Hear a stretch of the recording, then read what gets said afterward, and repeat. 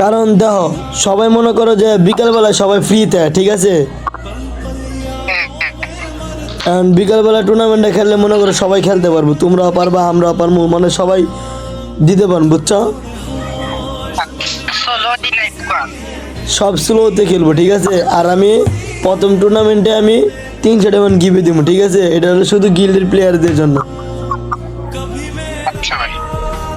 যদি তুমি জিতো তাহলে তুমি পাইবা, যে জিতবো সেই পাইবো। মেন কথা হচ্ছে কেউ মন খারাপ করবে না, ঠিক আছে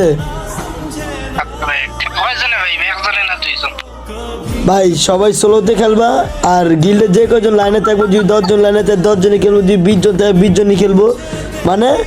আর গিভ হইব 3 জনের, আমি গিভে দিব 3 জনরে, প্রথম দ্বিতীয় তৃতীয়।